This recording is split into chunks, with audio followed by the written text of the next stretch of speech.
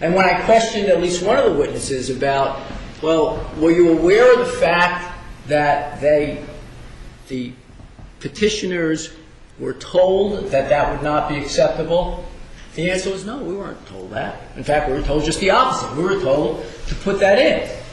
And in fact, one of them said that had I known that, I would have thought that that should have been the instruction that was given, i.e., to just sign one petition paper as opposed to signing 3 and 4 and 5 and 6.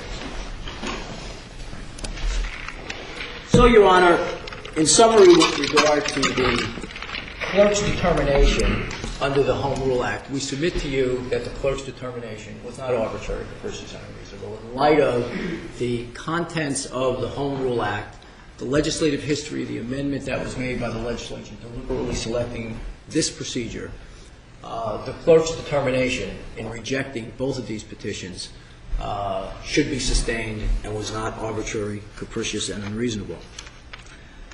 With regard, Your Honor, to the Home Rule Act and the Faulkner Act,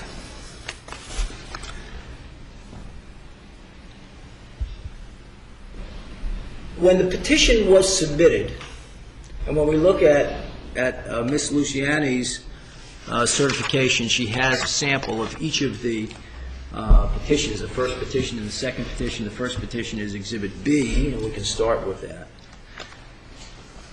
The language with regard to the petition is unequivocal.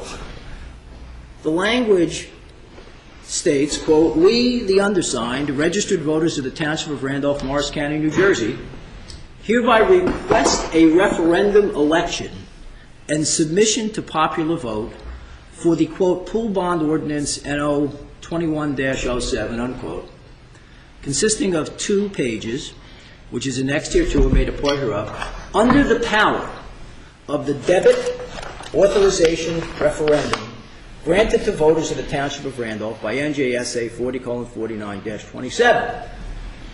A petition circulated as stated, NJSA 40:49-27A to 40:49-27C. The undersigned voters demand that the pool bond ordinance in its entirety, with any changes, amendment, or resolution by the Town Council, be submitted to the electorate for a vote." And then they say, continuing my quote, "at a general election in accordance with 40:69A-185, with a question to be put to the voters of Randolph Township in the form of a referendum." This was not submitted under the Faulkner Act, Your Honor. This was submitted very clearly. It says it. It was submitted under the authorization of the Debt Authorization Act, citing the statute. There is reference, obviously, to the Faulkner Act. But to say that this petition was filed under the Faulkner Act is a misrepresentation of what it was. Furthermore, Your Honor, there is a very interesting distinction between a petition submitted under the Faulkner Act and a petition submitted under the Home Rule Act. The petition submitted under a Faulkner Act does not go to a referendum. A petition submitted under the Faulkner Act has to go back to the council, and it's a petition to have the council reconsider the ordinance and whether they will repeal that ordinance. It's not to go straight to a referendum, unlike the Home Rule Act, where it does go straight to a referendum. That's what they were seeking here. That's what they say they were seeking. That's what the statutory references say they were seeking. So the clerk reviewed it under that.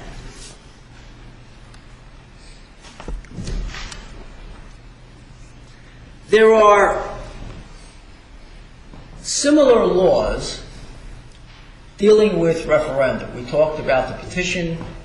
We talked about the recall. There's also a statute under 48:9-165 dealing with salaries, where the voters of any municipality, any of the 566 municipalities in the state, can in fact seek a referendum on a salary ordinance that has been adopted by a governing body. There are 3 cases dealing with that issue. And the issue of whether that more specific statute with regard to salaries should trump, supersede the Faulkner Act. In each of those cases, the Lawrence v. Butcher case, which was a 1974 appellate division case, the Stop the Pay Hikes versus Irvington, which is a 1979 law division case, and most recently the unreported case, which we included in the package that we sent to the court and counsel for our adversaries, Hernandez-Turner versus Adams, all found that the specific statute dealing with referenda for salaries prevails over a Faulkner Act general provision in the statutes. So too, Your Honor, here we suggest the same thing applies. Now, the Retz case, the Saddlebrook case, which was cited by my adversary, the Supreme Court, through Justice Clifford, did in fact review that petition based upon the Home Rule Act because it clearly didn't comply with the Faulkner Act. Interestingly, the plaintiffs in that case, the petitioners in that case, recognized that it's the Home Rule Act that we have to deal with here because we haven't complied with the Faulkner Act. The Supreme Court, did not rule that either statute applies, and we can look at it under either statute. In fact, Justice Clifford said it makes more sense to be under the Home Rule Act because it's a more precise statute dealing with this precise issue.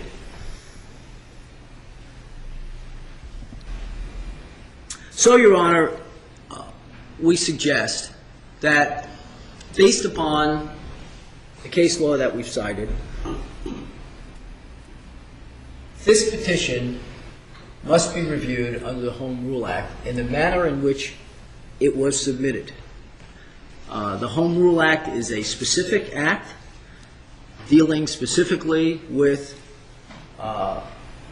debt authorization. In fact, in Stop the Pay Hikes versus Irvington, the court questioned why there should be a two-tiered system in the state with regard to salary ordinances.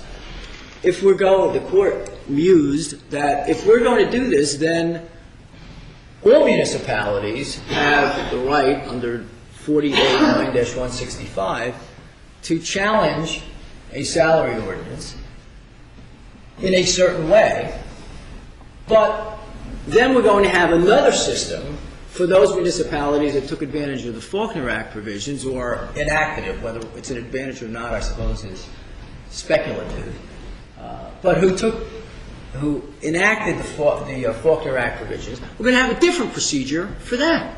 It makes no sense to do that. So, too, in the Home Rule Act, we have 566 municipalities in the state of New Jersey that since 1917 have the ability to challenge a debt authorization. The Faulkner Act was adopted in 1950, fully aware of the debt authorization statute. And in 1986, the legislature amended the debt authorization statute to establish the procedure. To now have two different procedures or alternate procedures makes no sense whatsoever. And again, when we have a statute that's specific and deals with the issue versus a general authorization statute, the law is clear that the specific should prevail over the general. That, Your Honor, gets us to the last point with regard to the integrity of the process.